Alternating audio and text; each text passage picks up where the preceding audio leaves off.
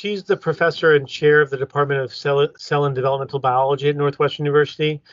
Her research has been in understanding the molecular regulation of endothelial cell commitment and differentiation. She's published over 200 peer-reviewed articles on these efforts. She has major works in the looking at VEGF signaling and Notch signaling in blood vessels and their contributions to angiogenesis and to cancer in general. I'm really excited for this. It is going to be recorded for those of you that want to access it later on the website. Thank you for being here, and we'll let you get started. All right. Well, thank you so much for that introduction, and thank you to all of you who are here today. I have to acknowledge that I'd much rather have a live audience, because I really get to interact with all of you and see your faces. But this is where we are, and nonetheless, I'm really excited to have you here. So what I wanted to do is to tell you about how we can utilize endothelial cells to understand the crosstalk between tumor cells and endothelium in the process of metastasis, and furthermore harness the properties of endothelial cells to identify drugs that will enable us to hopefully prevent metastatic spreading. So let me first start by saying that I have nothing to disclose. The work that I will be presenting to you today has been funded by the National Cancer Institute, the NIH, and there are 3 learning objectives that I would like to propose to you today. First one is to discuss how endothelial cells participate in the process of tumor metastases. The second is to consider the pros and cons of how throughput screening assays can be utilized in oncology, particularly for repurposing of drugs. And the third one is to appraise whether the outcome of a drug screen, like the one that we perform, should be advanced to clinical trials. So now I have to remember that I am presenting to a urological oncology series. So I asked myself as I accepted this task, what have I done in relation to urological cancers? And I do remember that actually quite some time ago, when I was assistant professor at the time at UCLA, together with Charles Sawyers, we published a very important paper that actually got over 1,000 citations now, which actually demonstrated that MYC prostate cancer in mice shares many of the molecular features that are associated with prostate tumors. And my contribution to this was to demonstrate that as cancer develops in the prostate, there is a concurrent increase in the vasculature. So these are prostates from wild-type animals. And what we're looking at in green are blood vessels that have been perfused with a lectin, so they're fluorescent. And you can see that the MYC transgenics at 2 months, they show perhaps a slight increase in the vasculature, but not really all that different than in the wild-type animals. However, as tumors develop in the prostate, this transgenics after 1 year, there is an overt increase in the vasculature, and this is also associated with bone metastasis. And then I remember that also around the same time, another study that we did with in collaboration with Lily Wu, also UCLA,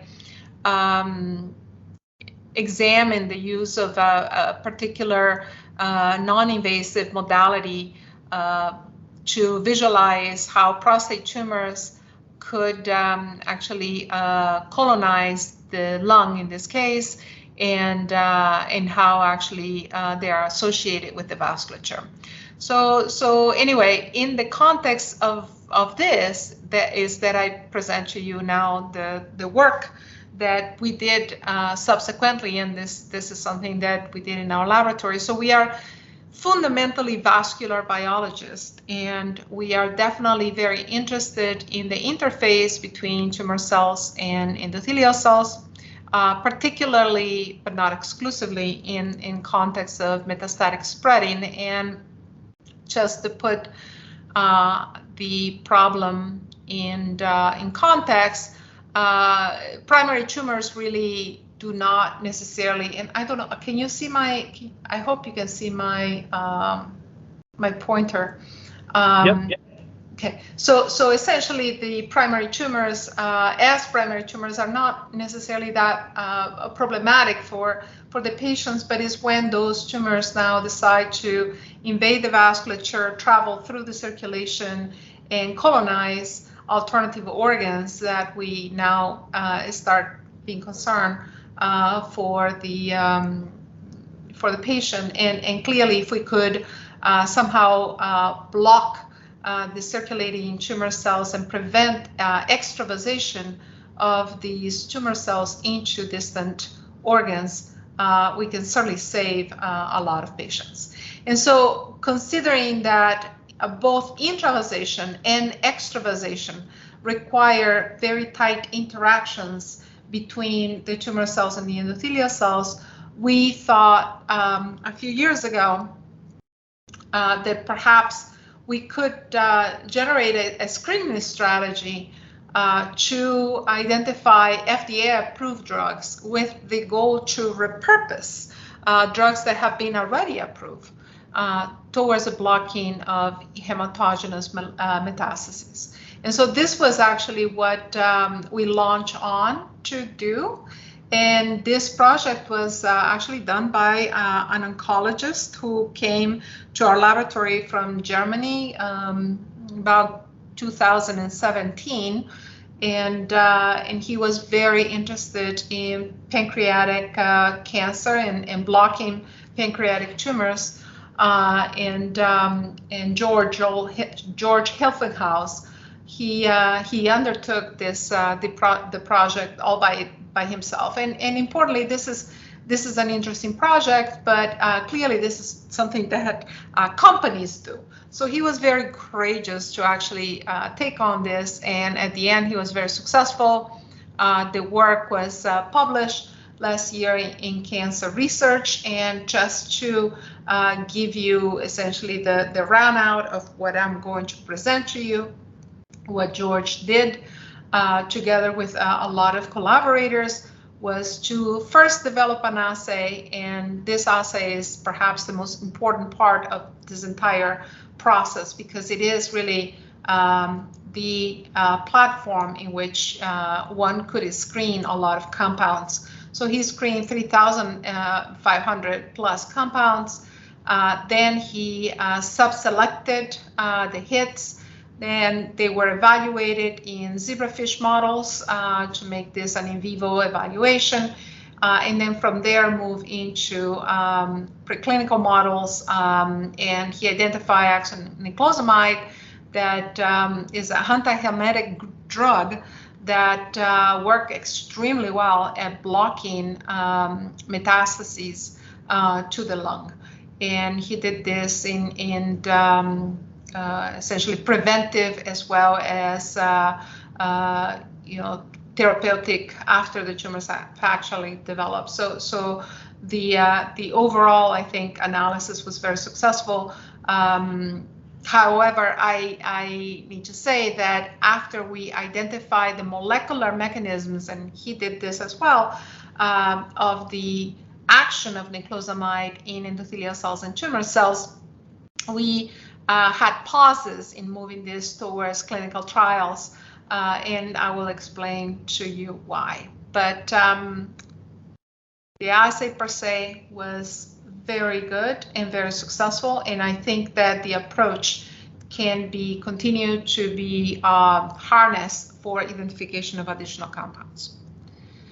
So in the case of prostate cancer, clearly the major concern is metastasis to the bone, but nonetheless, in any other tumor, the process of interaction of the tumor cell with the endothelium really is the major barrier that we are looking for and that we're trying to understand. And it's important that we appreciate that at the molecular level, the interaction between two adjacent endothelial cells is highly complex.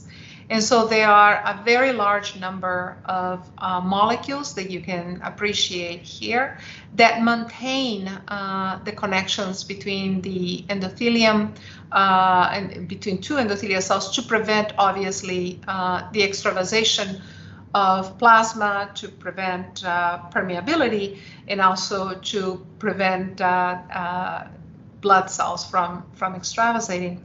However, all of that can be regulated when needed. And so the process of leukocyte extravasation or diapedesis between endothelial cells is a very intricate molecular dance that takes place between the endothelium and leukocytes.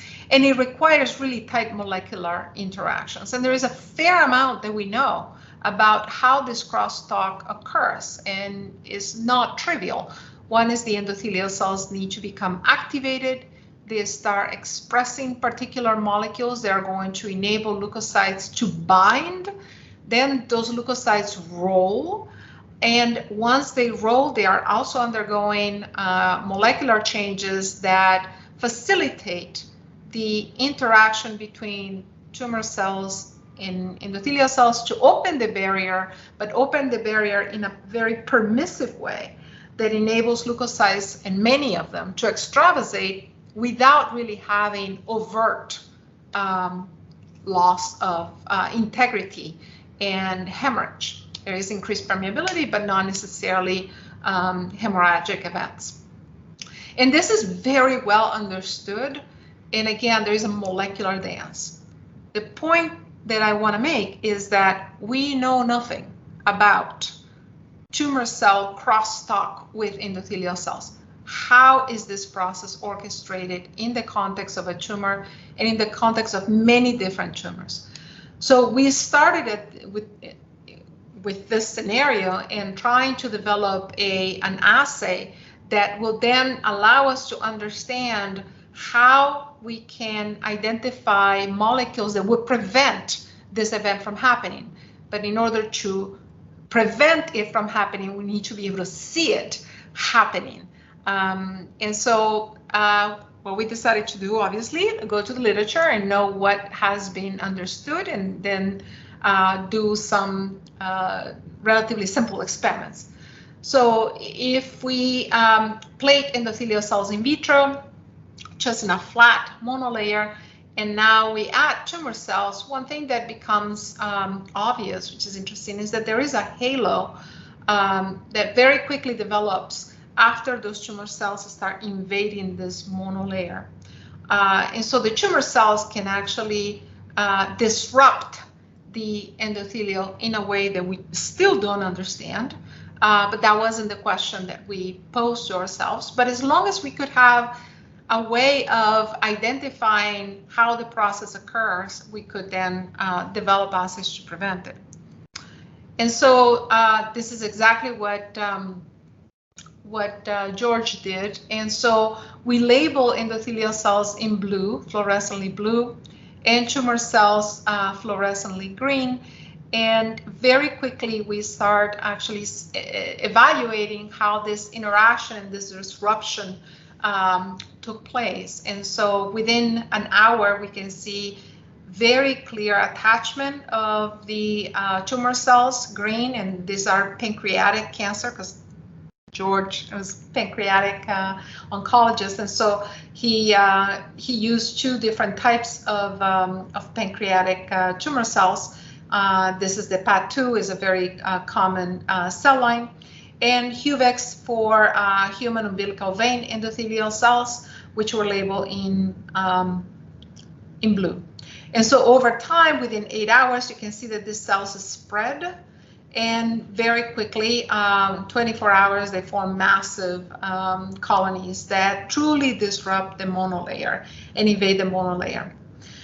Now, the importance of the assay, I cannot underestimate, because this needs to be done in a robotic manner, because you cannot screen 3,000 compounds by hand and imaging them and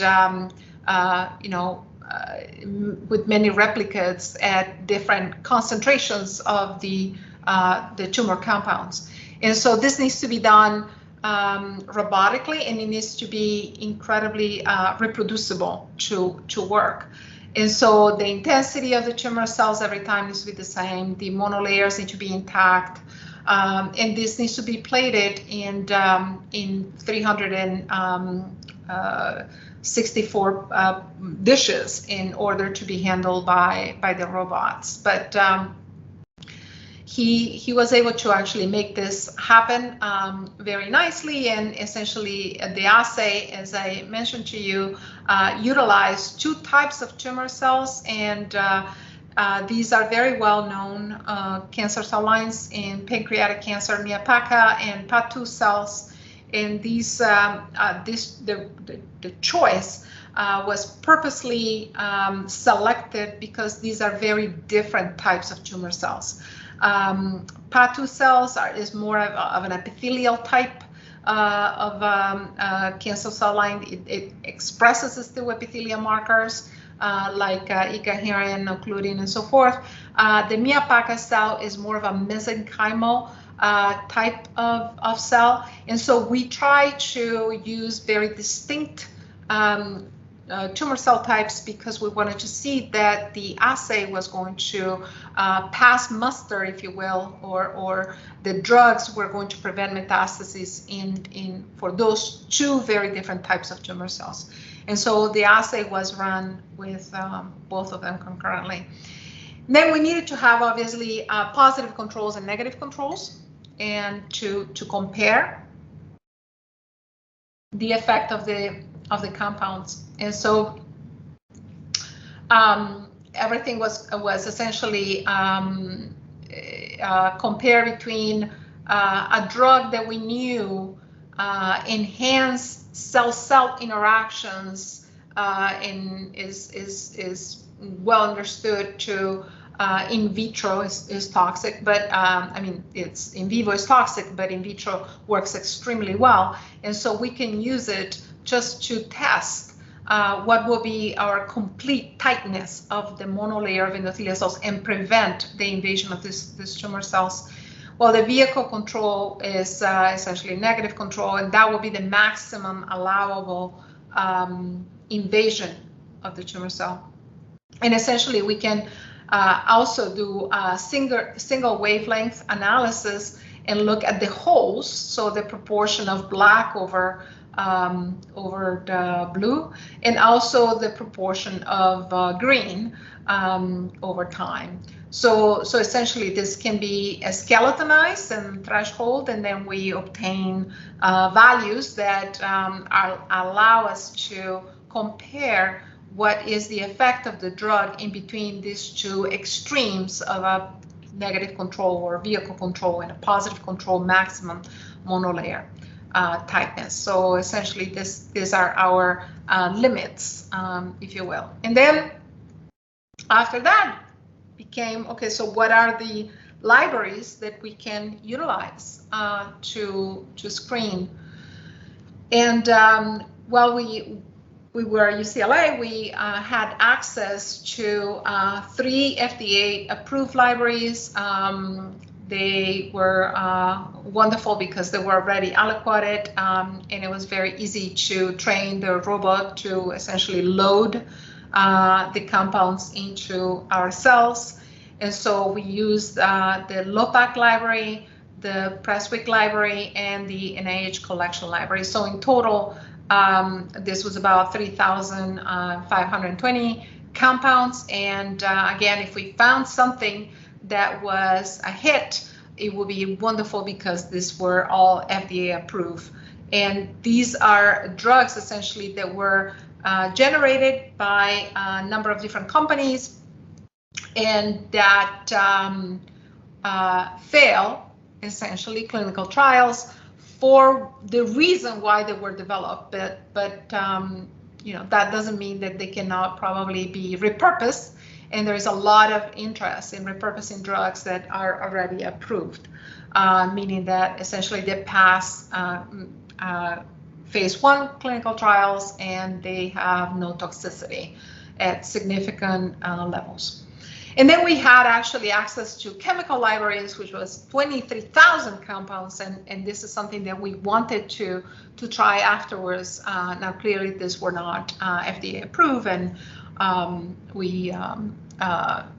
if we found something, we needed to go through that battle. But nonetheless, this is something that is also accessible here in Northwestern, in the Department of Chemistry, and we can also continue this project there. So this was done actually in collaboration with Robert Debonisio, and he was the director of the Molecular Screening Share resource at UCLA, and it was a wonderful way of actually screening these libraries because of all the robotics that they have. So anyway, the pipeline that we wanted to develop was to screen using 2 different tumor cell lines, validate this with multiple replicates, eliminate then the cytotoxic compounds and the compounds that affect the tumor growth. So I need to clarify here that the reason why we designed this is because we wanted to identify compounds that affected endothelial cell junctional integrity to prevent intravasation of tumor cells. So, well, obviously, compounds that affect the tumor growth will be important. We wanted to identify compounds that specifically prevented metastasis. And so endothelial interaction in the context of a tumor cell trying to intravasate. So that was our goal, and that's why we eliminated compounds that affect the tumor cell growth. Then after that, we needed to validate this with other tumor cell lines, and also do pharmacokinetics, evaluating zebrafish as our first initial in vivo model, then do molecular mechanisms and preclinical assessment in mice. So this is the pipeline we proposed. And then after that, we just went on and worked at the assay. And here I just want to show you some examples of different types of controls and different types of compounds that were successful and not successful. So for example, here, tumor endothelial cell metastasis inhibition, these 2 compounds, as you can now paclitaxel, as you can see here, in comparison to the DMSO control, are very effective. Now here, tumor cell extravasation or tumor cell promotion, endothelial promotion. So there were some drugs that actually were cytotoxic or affected the endothelial cells and facilitated tumor cell invasion. And you can see here some other examples. So anyway, this is essentially what we were able to see. And after all this gets converted into numbers, you end up having a significant way of evaluating this with the Z-score. The Z-score relates to how the compounds worked or were effective in comparison to our positive and negative control, right? And so the positive compounds were the ones that actually behaved better than our negative control, and the negative compounds, the ones that actually behave worse. And as you can see here, we wanted to have that number above a certain threshold because we wanted to eliminate the in-between compounds. So this was done with the PA2 and then with the MIA-PACA cells. And so we screened these compounds. We identified about 101 initial hits with a score that was either, above 4.0. We validated this, and then we tested them. And it's really interesting to see that actually a fair amount of the compounds were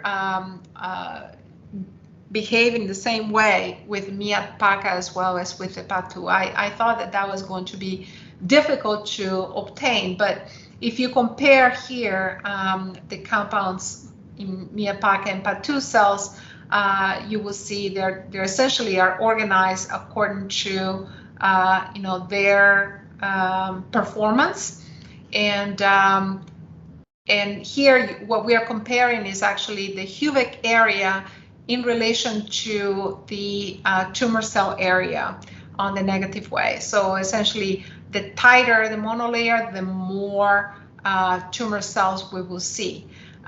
There are exceptions, like for example, in this compound here. And what this means is essentially that there are just a lot of tumor cells that proliferated, even though they might not have invaded. They just did not invade and disrupted the monolayer. So the monolayer was still significantly intact, but there were a significant number of tumor cells there.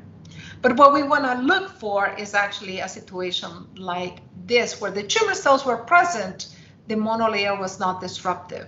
This particular compound here, for example, shows that the monolayer is present. The tumor cells did not extravasate. So that means that this compound affected the tumor cell proliferation, did not affect endothelial cell proliferation, so it was effective at killing the tumor cells. But what we wanted to find is plenty of tumor cells, but prevention of endothelial to endothelial disruption, right? So we wanted to see those monolayers intact. So after all of this, now we can have heat maps and evaluate the areas where we see that the PAD2 and the MIA-PACA are essentially overlapping in effects. And here is the change in endothelial cell area and the relative change in tumor cell area.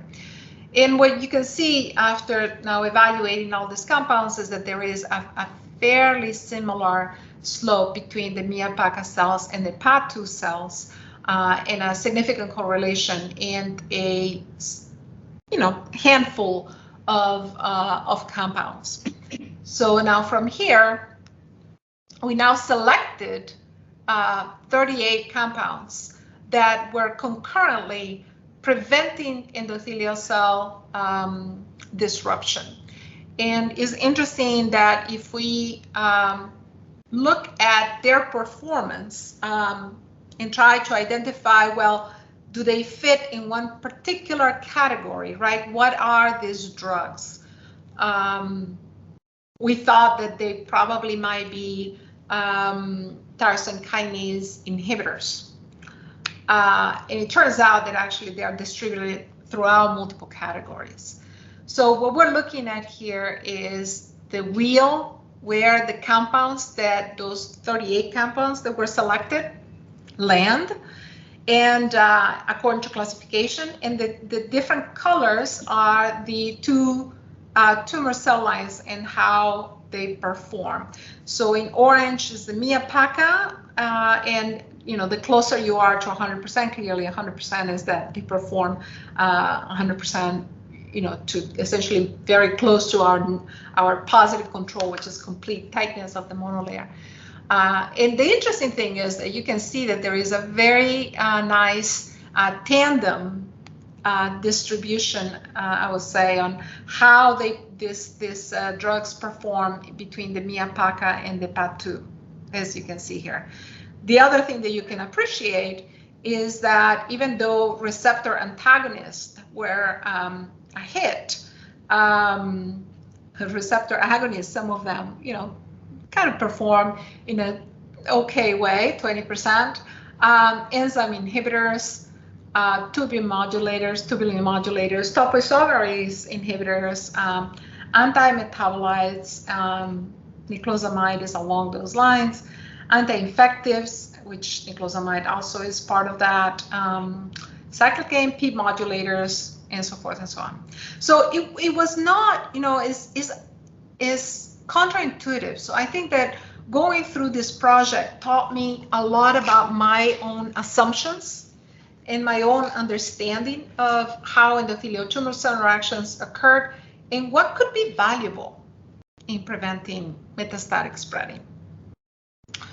So anyway, data analysis is really important in this process, because moving from the robotics where things are done by the machine to redoing it in the lab requires a huge increase in threshold of input.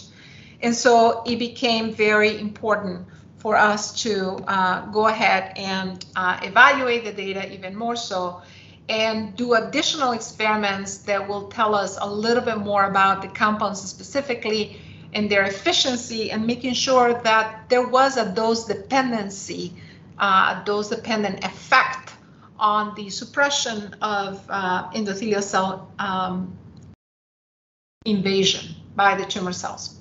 So we went ahead and evaluated again these compounds further, and tried to identify first those that were working between 5 and 1 micromolar, and try to stay, more importantly, within the 1 micromolar ratio. So the effects that we wanted to see needed to be on the nanomolar range, if you will. So then from there, we tried to do analysis of how they affected proliferation. And this goes back to that idea that I mentioned to you.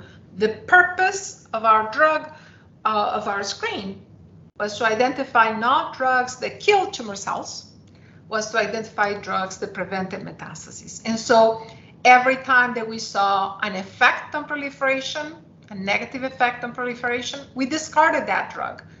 So essentially we selected this 1 micromolar range, and then we performed evaluation of proliferation, and we eliminated all the ones that affected negatively proliferation of the tumor cells, and we kept the ones that had no effect on proliferation, but they work within 1 micromolar in preventing invasion of the endothelial monolayer.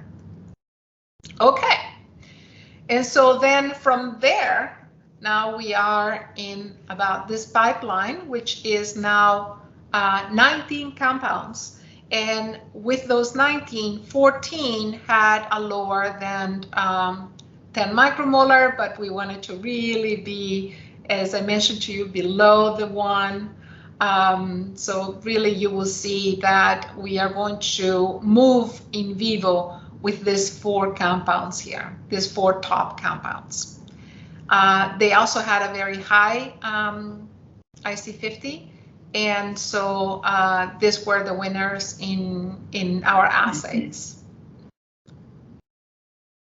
Okay, so after we did this, we continued to study whether or not those compounds, not only the 4, I mean the 4 we advanced for in vivo, but we actually pick all of these compounds that are highlighted in brown to further test them on endothelial cell and tumor cell invasion and migration, because again we didn't really want to have effects on migration, and so we tested them on scratch assays, and we also tested them on endothelial barrier assays.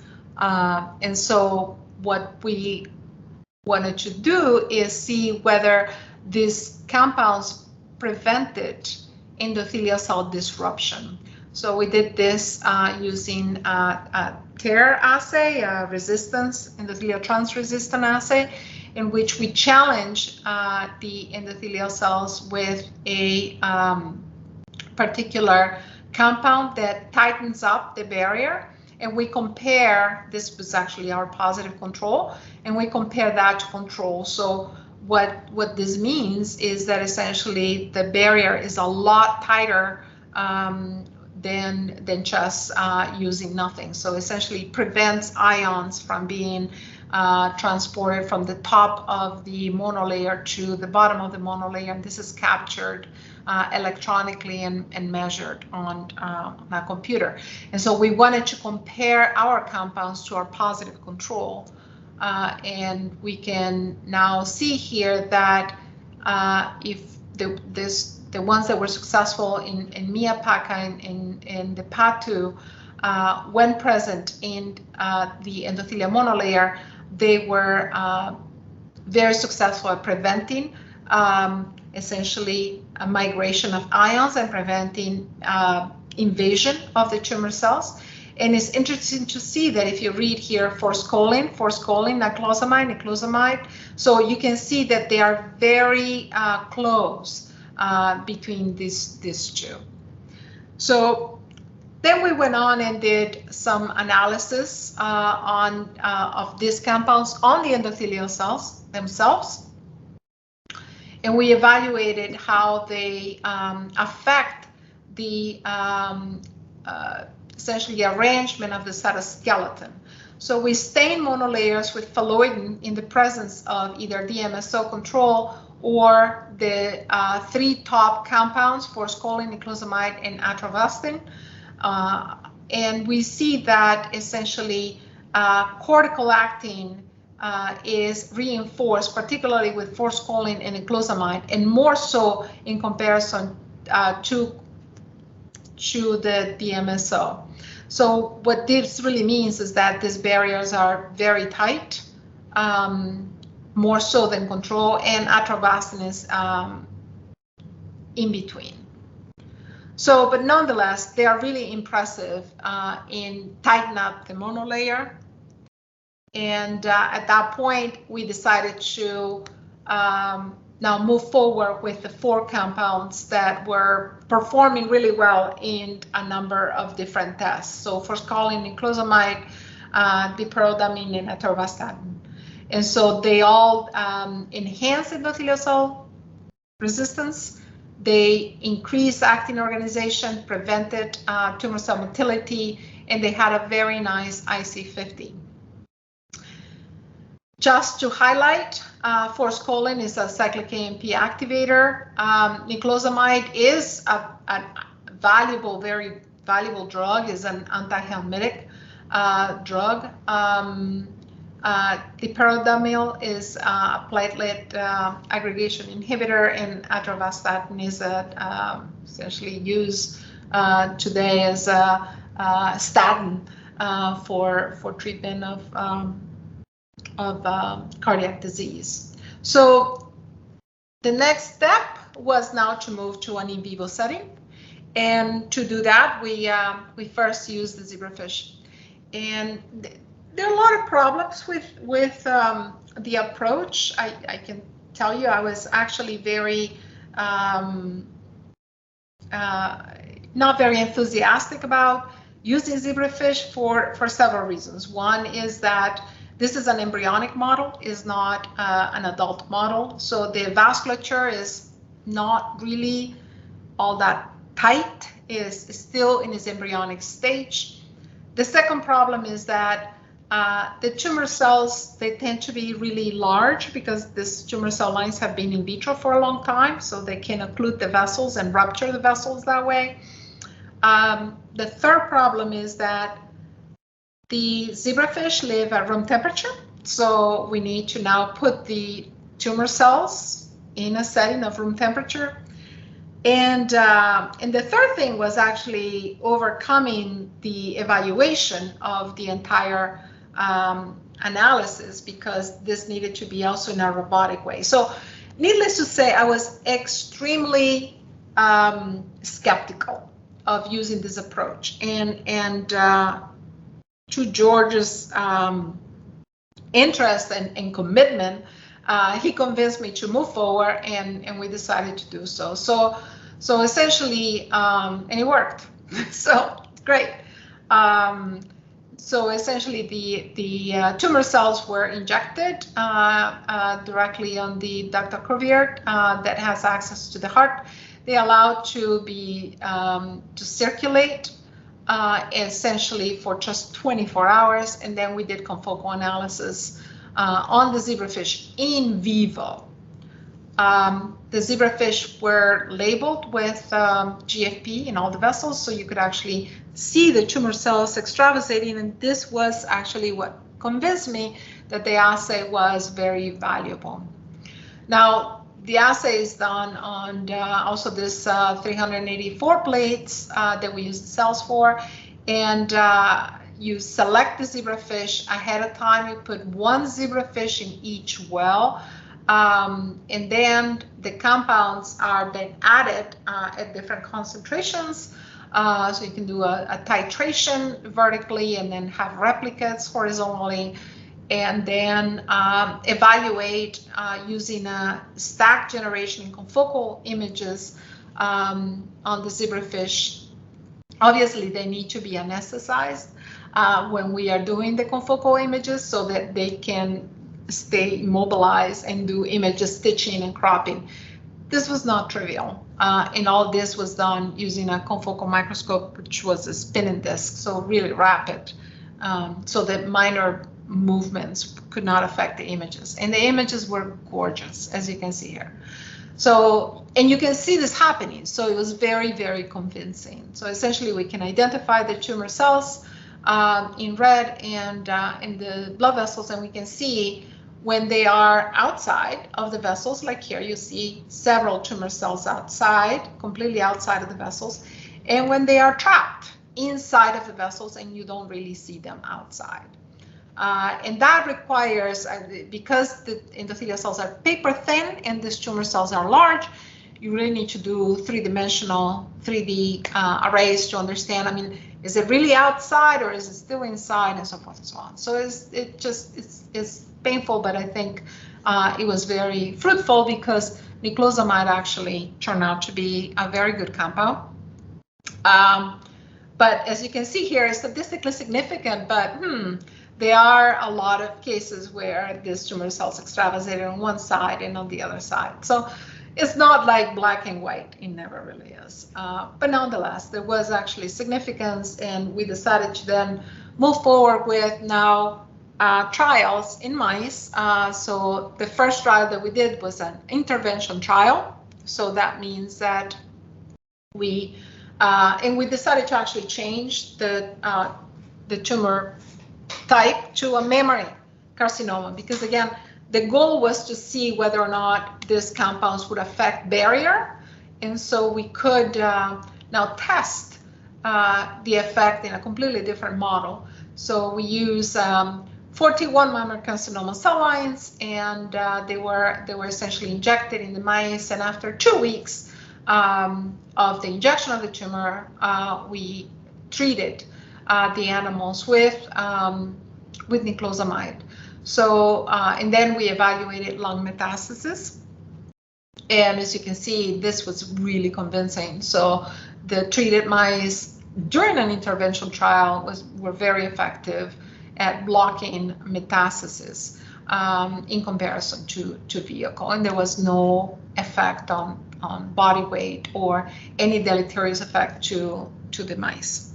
Then we went from a mammary carcinoma to lung Lewis carcinoma, but this time using injection of tumor cells intravenously via tail injection.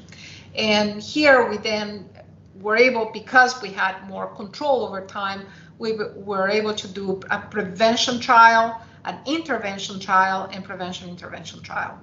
But the tissue collection was done way after the treatment. So this was very convincing to us. So we treated mice before, as you can see here, we injected the tumor cells. This is the time of injection of the tumor cells, or shortly after, or before and after. And essentially, in all cases, you can see here the vehicle, and then the niclosamide treated in the prevention, the vehicle and the niclosamide treated in the intervention, and the vehicle and niclosamide treated in the prevention intervention. So it was really a remarkable overall, I think, successful finding, and we can see here the quantification on the total nodule amounts of nodules in the trials. So this worked really well. So okay, so what are the molecular mechanisms? How is this working? What is niclosamide doing to the endothelial cells, and perhaps also to the tumor cells, that prevents tumor cell extravasation from a monolayer? And so we decided to answer this question using what? Single cell sequencing, right? Just like everybody else is doing now.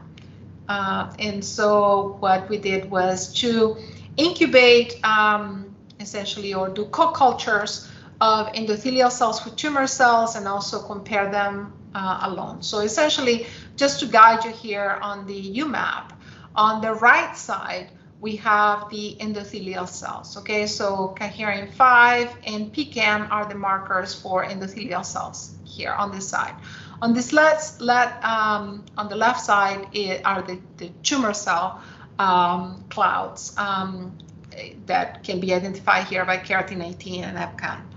Now the difference, so them here alone, the clouds alone, is when they are essentially the tumor cells all by themselves, and these are the co-cultures, either the co-culture with conditioned media or the co-culture with the cells together. And it's interesting that so just whatever the tumor cells are secreting is affecting the endothelial cells in a way that they are closer to what it would look like in a co-culture. And then we perform analysis of the libraries and obviously, all the bioinformatics that led us to now evaluate what are the genes that are upregulated during monoculture, co-culture, and the conditions 3 was co-culture with niclosamide, of course. And so the comparison between these two will tell us what are the genes that are affected by the presence of niclosamide. And we did the same analysis with the tumor cells.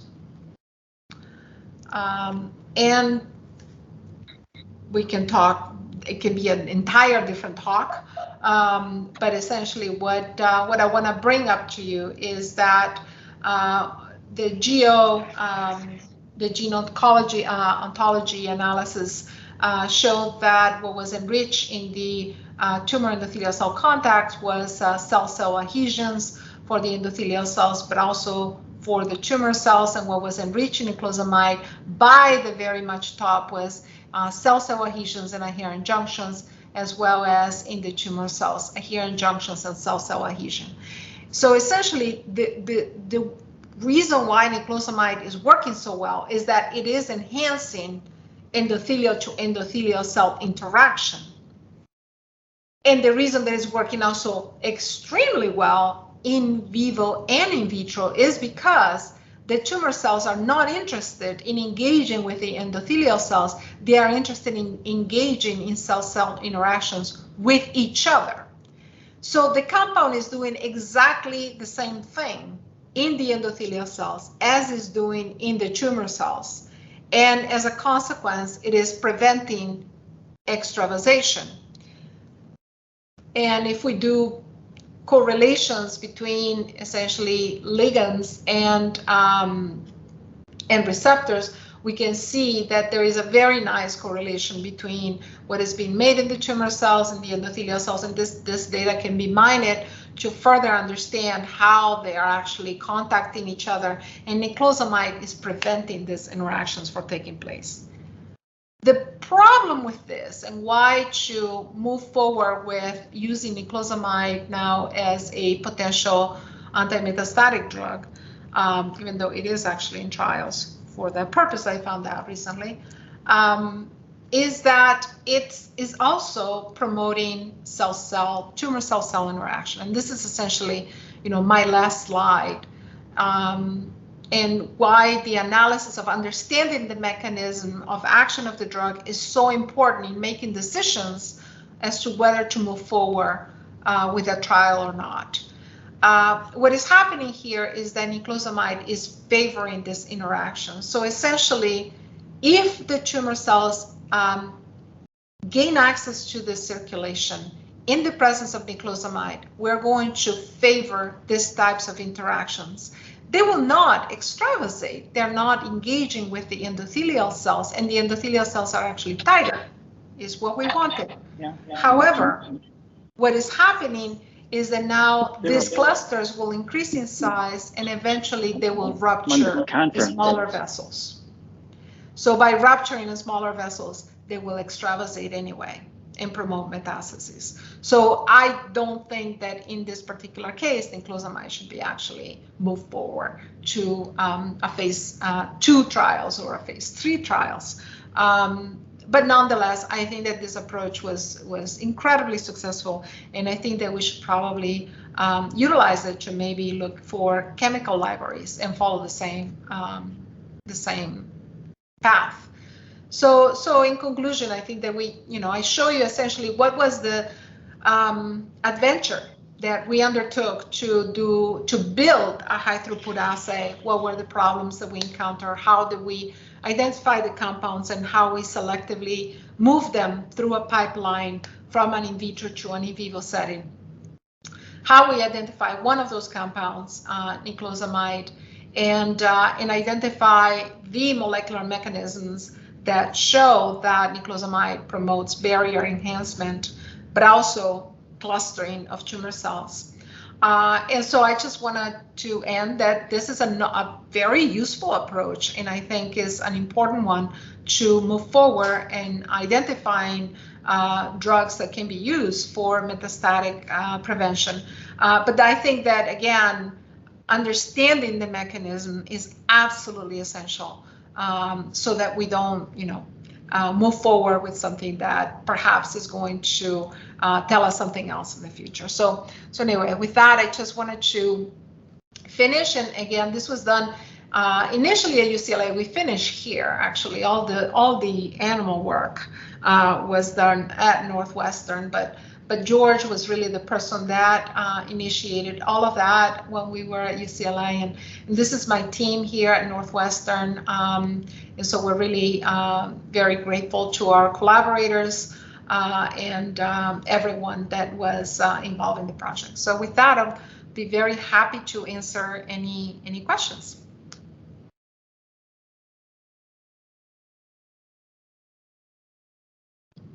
I was just wondering what your next step is in terms of you probably have safe doses. You don't have to go through a phase 1 study. So how are you going to proceed clinically in terms of what you think? Right. So I mean, unfortunately, I think I would just go back to the drawing board. So I would say that this was it was an incredible learning experience for me. This is, again, something that companies do, not just laboratories like small laboratories like mine. We're not as small, but also we're not huge. So I don't think I would, for example, use, any of the drugs that we identify there.